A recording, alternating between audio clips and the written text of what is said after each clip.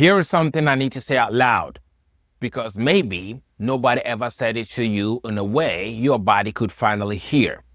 You are not broken. You are not weak. You are not spiritually behind. You are not lazy. You are not crazy. There is nothing fundamentally wrong with you. But there is something happening inside you that your mind alone cannot fix. And until you understand it, you may keep choosing the same people, running the same loop, sabotaging the same opportunities, and then punishing yourself for it. You keep asking, why do I know better but still act the same? That question can become a dark place because when you have awareness but still cannot change, you start to feel ashamed. You wonder if all the therapy, prayer, inner work were for nothing. But what if the problem is not that you do not know enough? What if a part of your body still does not feel safe enough to live differently? Today, no fluff, no hustle, no just think positive. We're going deeper than mindset. We're going into the body. Some of the most stuck people in the world are not ignorant. They are often the most self-aware people in the room.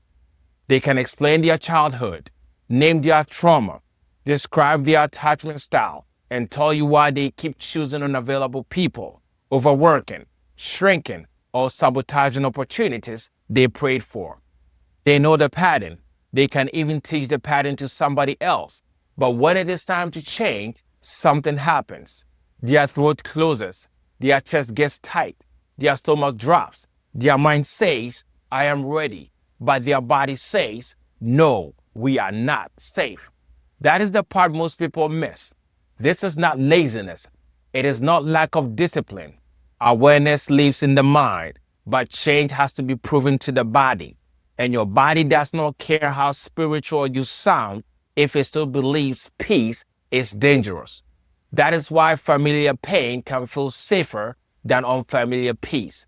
Not because pain is good, but because pain is known. Your nervous system is not primarily trying to make you happy. It is trying to keep you alive. So it scans your relationships, business, inbox, bank account, opportunities, and silence, asking one old question, is this familiar or is this dangerous?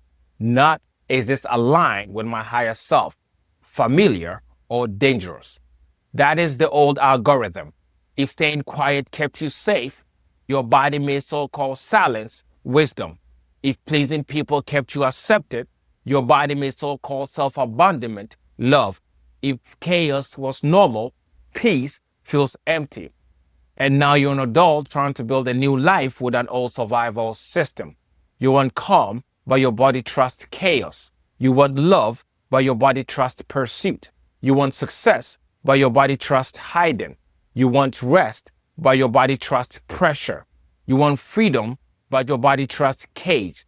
That does not mean you are broken. It means some part of you adapted so brilliantly to an old world that it has not yet realized you live in a new one. Your mind is reading the present, but your body is remembering the past. This is where the spiritual path gets honest. Many people confuse fear with intuition. They say, my spirit told me to leave. Maybe, but sometimes your trauma told you. They say, I have a bad feeling about this opportunity. Maybe, but sometimes your nervous system is scared of being seen. They say, I am protecting my peace. Maybe, but sometimes you are avoiding conversation that will set you free. Real intuition is usually clean. Fear is usually noisy. Real intuition may be serious, but it is clear. Trauma feels urgent, tight, repetitive, and punishing. It loops, it threatens. That is why spiritual maturity requires humility. Not every inner voice is God. Not every feeling is guidance. Not every trigger is a sign. Sometimes it is just an old alarm going off in a house that is no longer on fire. And awakening is not always mystical. Sometimes awakening is noticing your jaw has been clenched for 20 years. Sometimes it is finally feeling your feet is on the ground. Sometimes enlightenment begins with telling the truth. I am not lazy. I am bracing. I am not broken. I am adapted.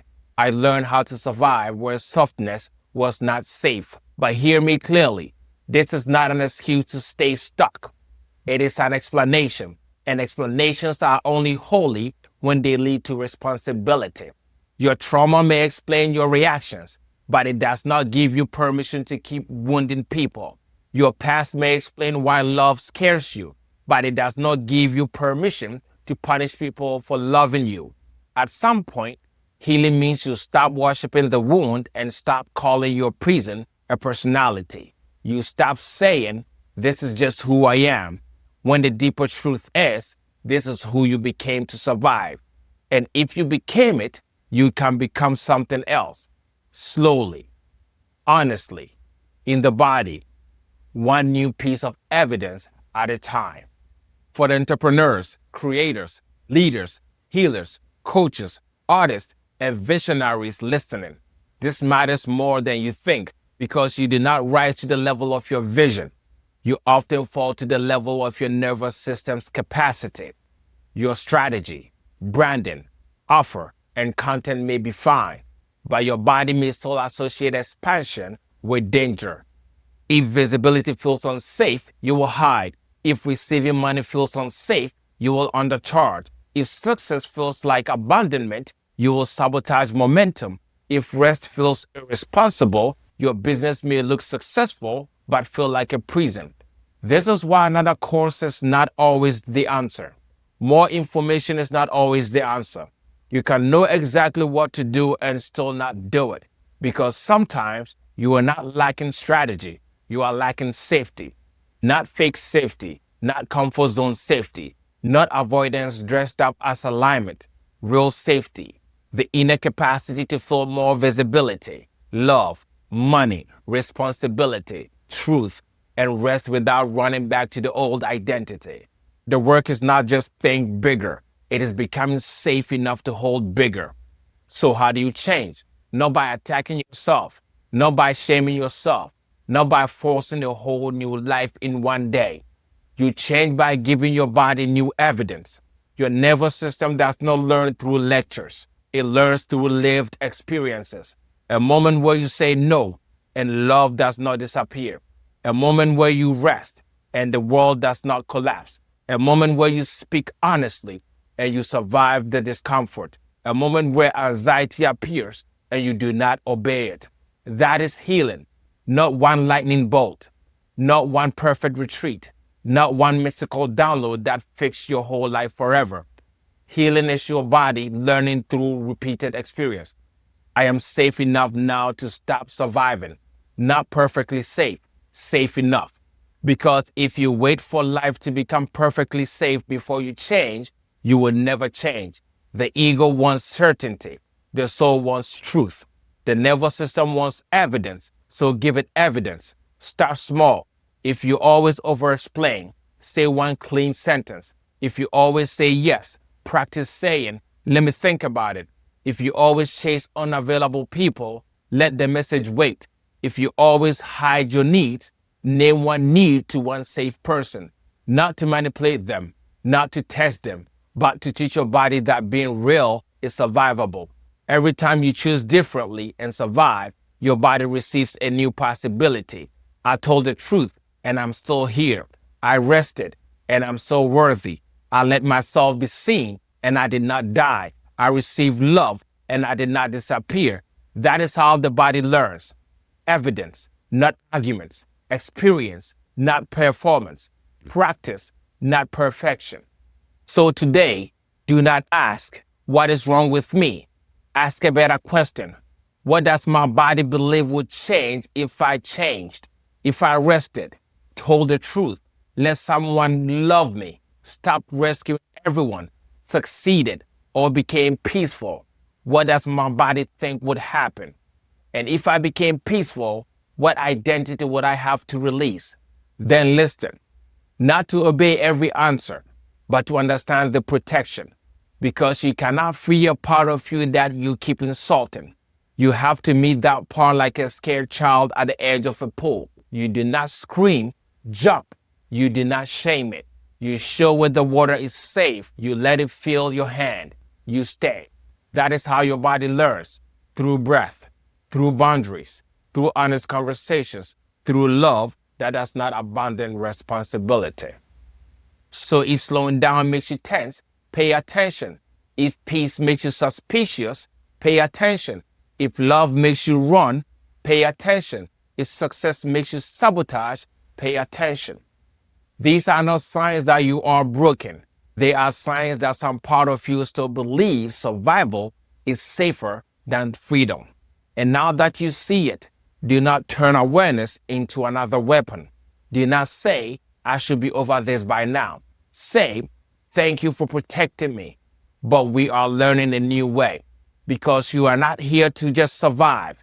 You are not here to just analyze your pain. You are here to remember. Beneath the armor, there is still a soul. Beneath the fear, there is still love. Beneath the pattern, there is still choice. That part of you does not need to be invented. It needs to be remembered and lived. So today, give your body one piece of evidence, one breath where you do not rush, one boundary where you do not collapse, one honest sentence where you do not perform, one choice that tells your nervous system, we are not there anymore. We do not have to survive love. We do not have to fear peace. We do not have to repeat pain just because pain is familiar. And if your body shakes, let it shake. If your voice trembles, let it tremble. If you feel scared, feel scared. Courage is not the absence of fear. Courage is fear meeting truth and choosing truth anyway. This is the work, not becoming someone else, returning to yourself. That is where real freedom begins, not in the fantasy, not in the performance of being healed, but here, in the body, in the next honest choice. If this spoke to something real in you, do not just save it, practice it. Pick one pattern. Give your body one piece of evidence today, because awareness shows you the door. Safety helps you open it. Action teaches you how to walk through. You are not broken. You are learning that peace is safe now.